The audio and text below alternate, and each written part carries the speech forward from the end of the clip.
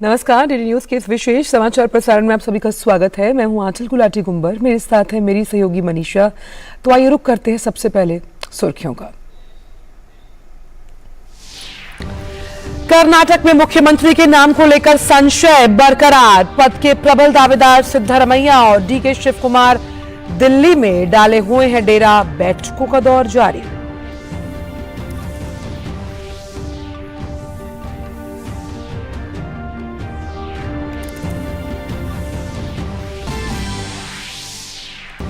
भुवनेश्वर में जारी G20 सांस्कृतिक कार्य समूह की दूसरी बैठक का आज अंतिम दिन।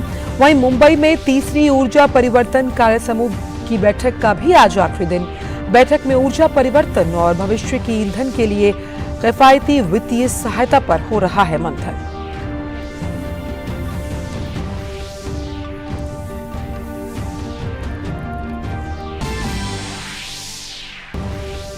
आज से शुरू होगा सागर परिक्रमा का 5वां चरण।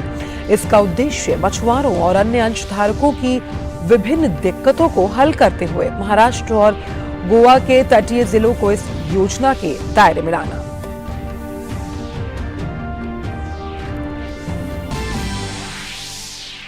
ब्रसेल्स में भारत यूरोपीय संघ व्यापार और प्रौद्योगिकी परिषद की पहली मंत्री स्तरीय बैठक हुई संपन्न। दोनों पक्षों ने रणनीतिक प्रौद्योगिकी, डिजिटल गवर्नेंस और डिजिटल संपर्क के साथ साथ अन्य क्षेत्रों में सहयोग बढ़ाने पर की चर्चा।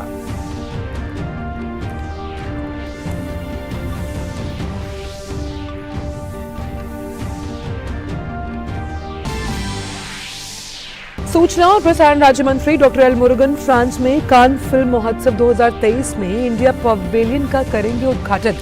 केंद्रीय सूचना और प्रसारण मंत्री अनुराग सिंह ठाकुर एक वीडियो संदेश के माध्यम से उद्घाटन सत्र को करेंगे संबोधित। कल जॉनी डेप की ऐतिहासिक फिल्म जियान ड्यूबेरी के प्रीमियर के साथ महोत्सव का हुआ आगाज।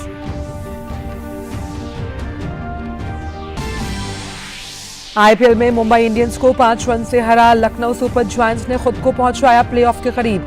आज होने वाले मुकाबले में दिल्ली और पंजाब एक दूसरे के होंगे आमने सामने। प्लेऑफ की रेस में बने रहने के लिए पंजाब को हर हाल में चाहिए जीत।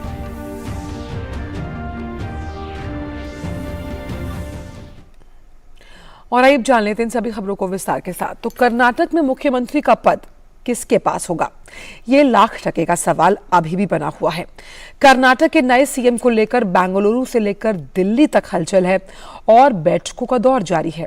कांग्रेस पर्यवेक्षकों की पार्टी अध्यक्ष मल्लिकार्जुन खड़गे को रिपोर्ट सौंपने जाने के बाद कल उनके आवास पर नेताओं की बैठक में मुख्यमंत्री पद को लेकर लंबी चर्चा हुई। इसमें पूर्व अध्यक्ष राहुल गांधी और रणदीप सुरजेवाला भी शामिल हुए।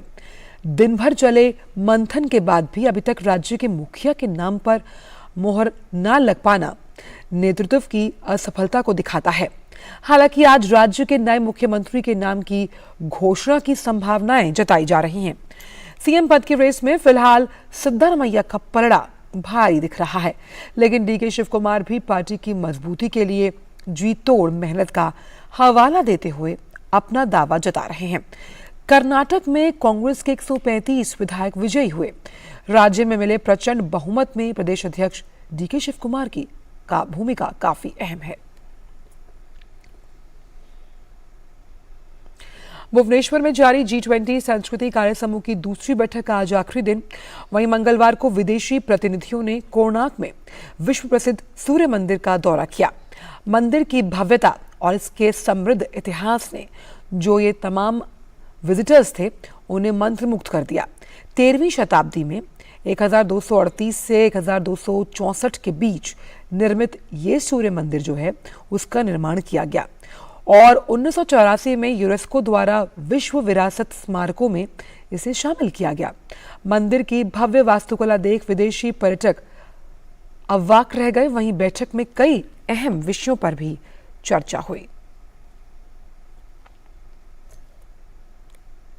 भारत की G20 अध्यक्षता के अंतर्गत मुंबई में चल रही तीसरी ऊर्जा परिवर्तन कार्य समूह की बैठक का भी आज अंतिम दिन है।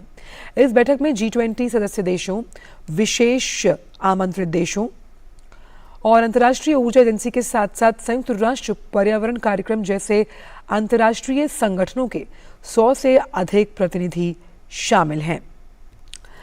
बैठक में प्रौद्योगिकी अंतर, ऊर्जा परिवर्तन, भविष्य के ईंधन के लिए किफायती वित्तीय सहायता जैसे मुद्दों पर विचार किया जा रहा है।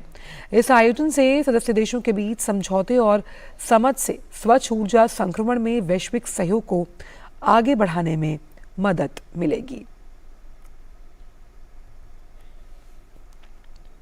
केंद्रीय मत्स्य पालन, पशुपालन और डेयरी मंत्रालय आज से सागर परिक्रमा के 5वें चरण की शुरुआत कर रहा है। आज महाराष्ट्र के रायगढ़ से शुरू होकर आगामी 19 मई को गोवा के कनकोना में समाप्त होने वाले इस यात्रा का उद्देश्य प्रधानमंत्री मत्स्य संपदा जैसे विभिन्न मत्स्य पालन योजनाओं और कार्यक्रमों जैसी योजनाओं के साथ साथ किसान क्रेडिट कार्ड के माध्यम से मछुआरों और हितधारकों के सामने आने वाली चुनौतियों को उनसे निपटना है, उनका समाधान करना है। केंद्रीय मत्स्य पालन, पशुपालन और डेयरी मंत्री पुरुषोत्तम रूपाला इस कार्यक्रम में भाग लेने वाले हैं।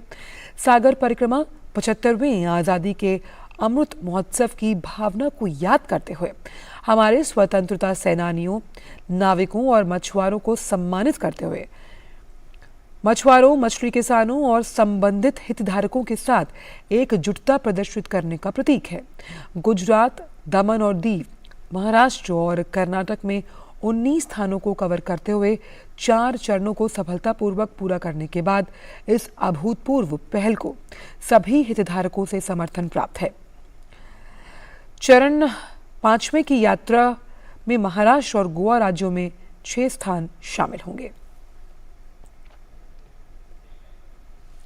भारतीय यूरोपीय संघ व्यापार और प्रौद्योगिकी परिषद की ब्रसेल्स में कल बैठक हुई और पहली मंत्री स्तरीय बैठक में दोनों पक्षों ने डिजिटल और स्वच्छ प्रौद्योगिकी में सहयोग बढ़ाने के मुद्दे पर चर्चा की। बैठक में भारत की ओर से विदेश मंत्री डॉक्टर एस जयशंकर, वाणिज्य मंत्री पीयूष गोयल और सूचना प्रौद्योगिकी राज्य मंत्री राजीव चंद्रशेखर ने शिरकत की। विदेश मंत्री डॉक्टर एस जयशंकर ने कहा कि व्यापार और प्रौद्योगिकी परिषद की पहली बैठक भारत और यूरोपीय संघ के बीच रणनीतिक साझेदारी में एक महत्वपूर्ण मील का पत्थर है। डॉक्टर एस जयशंकर ने बताया कि इस बैठक में टीटीसी, G20, वैश्विक दक्षिण की आवाज, यूक्रेन और हिंद प्रशांत पर विस्तार से चर्चा की गई। इस तरह के संवाद से हमारी रणनीतिक साझेदारी मजबूत होती है। वाणिज्य मंत्री पीयूष गोयल ने कहा कि वेस्तागर के साथ सभी हितधारकों की रचनात्मक बातचीत हुई। साथ ही उन्होंने ये भी कहा कि विजन में रणनीतिक साझेदारी को मजबूत करना, दीर्घकालिक विकास के लिए महत्वपूर्ण क्षेत्रों में सहयोग को और गहरा करना और लचीली मूल्य श्रृंखला उसका निर्माण करना शामिल है।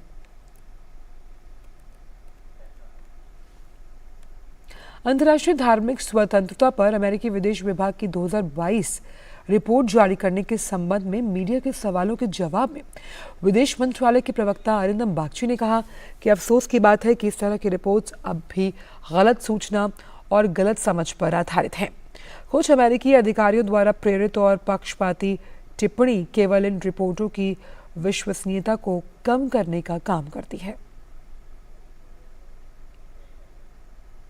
फ्रांस में 76वां कान फिल्म महोत्सव आरंभ हो गया। कान में भारतीय पवेलियन का शुभारंभ आज होना है। केंद्रीय सूचना और प्रसारण राज्य मंत्री डॉक्टर एल मुरुगन इस पवेलियन का शुभारंभ करेंगे। इस मौके पर केंद्रीय सूचना और प्रसारण मंत्री अनुराग सिंह ठाकुर एक वीडियो संदेश के माध्यम से 76वें कान महोत्सव के उद्घाटन सत्र को संबोधित करेंगे। संबोधन में भारत को कंटेंट निर्माण के वैश्विक केंद्र के रूप में प्रस्तुत किया जाएगा। राष्ट्रीय डिजाइन संस्थान अहमदाबाद ने भारतीय पवेलियन की संकल्पना की है और इसका डिजाइन तैयार किया, जो वैश्विक समुदाय के लिए भारत की रचनात्मक अर्थव्यवस्था का प्रदर्शन जो विषय है उस पर आधारित है। पवेलियन का डिजाइन सरस्वती यंत्र से प्रेरित है, जो ज्ञान, संगीत, कला, भाषण, ज्ञान और शिक्षा की देवी सरस्वती का अमूर्त प्रतिनिधित्व करता है। पवेलियन के रंग भारत के राष्ट्रीय ध्वज के जीवंत रंगों केसरिया, सफेद और हरा तथा नीला से प्रेरित है। केसरिया रंग देश की ताकत और साहस, सफेद रंग आंतरिक शांति और सच्चाई, हरा रंग उर्वरता, विकास और भूमि की शुभता को और नीला रंग धर्म की सच्चाई के कानून को दर्शाते हैं। भारत में प्रतिभा का विशाल भंडार है और भारतीय पवेलियन भारतीय फिल्म समुदाय को वितरण कारोबार, ग्रीन लाइट स्क्रिप्ट्स, प्रोडक्शन सहयोग और दुनिया के प्रमुख मनोरंजन और मीडिया कंपनियों के साथ नेटवर्क बनाने के लिए एक प्लेटफॉर्म प्रदान करेगा। केंद्रीय सूचना और प्रसारण राज्य मंत्री डॉक्टर एल मुरुगन ने मंगलवार को कान अंतर्राष्ट्रीय फिल्म महोत्सव में भारतीय प्रतिनिधि मंडल की अगुवाई की और इस उद्घाटन दिवस के अवसर पर doctor L Murugan red carpet पर हमारी समृद्ध भारतीय संस्कृति को प्रदर्शित करते हुए पारंपरिक तमिल पोशाक वेष्टी में रेड कारपेट पर नजर आए। बात आईपीएल की, जहां आज दिल्ली कैपिटल्स का सामना पंजाब किंग्स से होगा। दोनों टीमों के बीच ये मैच धर्मशाला में खेला जाएगा। प्लेऑफ की अपनी उम्मीदों को जिंदा रखने के लिए पंजाब को इस मुकाबले में हर हाल में जीत दर्ज करनी होगी और अब तक कुल 12 मैच खेले गए हैं, जिसमें 6 में टीम के हाथ जीत लगी तो उतने ही मैचों में टीम को हार का मुंह देखना पड़ा। 12 पॉइंट्स के साथ पंजाब अंक तालिका में इस समय 8वें स्थान पर काबिज है। आखिरी मैच में धवन की अगुवाई में पंजाब ने दिल्ली कैपिटल्स को धूल चटाई थी। दिल्ली कैपिटल्स आईपीएल 2023 के प्लेऑफ की रेस से बाहर हो चुकी है। ऐसे में डेविड वार्नर की सेना पंजाब का खेल बिगाड़ने के इरादे के साथ मैदान पर उतरेगी।